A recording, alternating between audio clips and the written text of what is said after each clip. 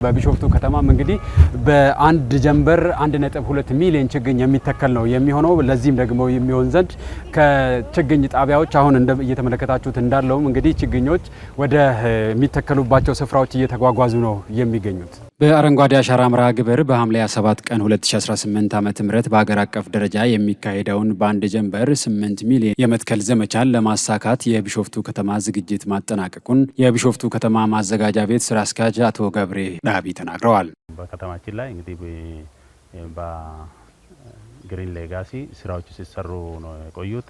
እንደ እቅድ ወደ 8.7 የሚሆን ችግኝ ተዘጋጅቷል።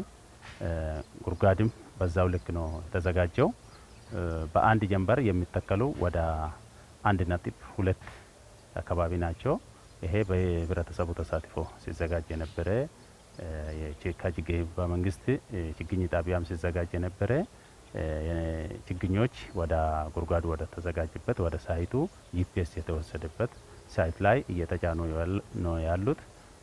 ህብረተሰቡ እሱን እየተቀበለ ለነገ እያዘጋጀ ነው ያለው።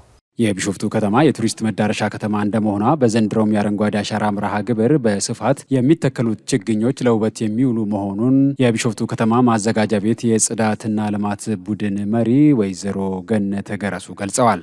የከተማውን ነባራዊ ሁኔታ የሚያስፈልጉ የችግኝ አይነቶች ላይ መሰረት በማድረግ ነው የሚዘጋጀው። 50% የውበት 30% ለሚበላ 20% ለደን የሚሆን ችግኞች በየአመቱ ይዘጋጃሉ። በተለይም በዚህ አመት ደግሞ ከሌላው አመት ለየት የሚያደርገው ቢሾፍቱ ከተማ እንደሚታወቀው የቱሪዝም መዳረሻ ከተማ ከመሆኗም አንጻር በተለይም ለውበት የሚሆኑት ናቸው በብዛት እየተዘጋጁ ያሉት። ከዛ ባሻገር ደግሞ እንደነዚህ አይነት ኪሎሌ አካባቢ ያሉት ለማዳረስ ያህል የደን የሚያስፈልጉ ቦታዎች ላይ በርከት ተደርጎ እዚሁ ክፍለ ከተማ ላይ ችግኝ ጣቢያ ስላለ ለደን የሚሆኑ የችግኝ አይነቶችም ተዘጋጅቶ ኦሬዲ ጉርጓድም ተዘጋጅቶ እዚህ አቅራቢያ ላይ እየተጓጓዘ ይገኛል ማለት ነው። ወይዘሮ ገነት አክለውም ችግኝ በሚተከልበት ወቅት ጥንቃቄዎች እንደሚያስፈልጉም ገልጸዋል። አንድ የአተካከል ሂደቱን ጥንቃቄ ማድረግ አለብን። አንዳንድ ሰዎች አሁን ወጥቶ ፎቶ ተነስቶ ለመመለስ የሚመጡ አሉ። ያ አይደለም የሚፈለገውና ችግኙ ሲመረት ቫልዩ አለው። ገንዘብ ወጥቶበት ነው፣ የሰው ጉልበት ፈሶበት ነው፣ አመቱን ሙሉ 10 ወር ሙሉ ተለፍቶበት ነው። ስለዚህ ጉርጓድ ውስጥ በምንከትበት ሰዓት መጀመሪያ ከላዩ ላይ ፖቱ መቀደድ አለበት።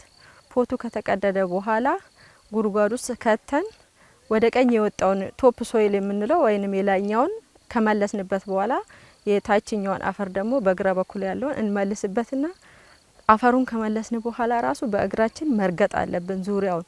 ለምን ውስጡ ያለው አየር መውጣት አለበት። አየሩ ካልወጣ አየር ይገባና ውስጡ ያለው አየር ካልወጣ ስሩ ይበሰብስና ውሃ ገብቶበት እንትኑ እንዳይጸድቅ ያደርገዋል፣ ችግኙ እንዳይጸድቅ ያደርገዋል። ስለዚህ ዙሪያውን በእግራችን መርገጥ አለብን። ይህንን ጥንቃቄ ማድረግ ያስፈልጋል። ከእንደገና ተክለን ትተንም መሄድ የለብን። በተቻለን አቅም በጋ ላይ በተለይ ውሃ የማይደርስበት አካባቢ እንክብካቤ እንዲያገኙ ያስፈልጋል ማለት ነው።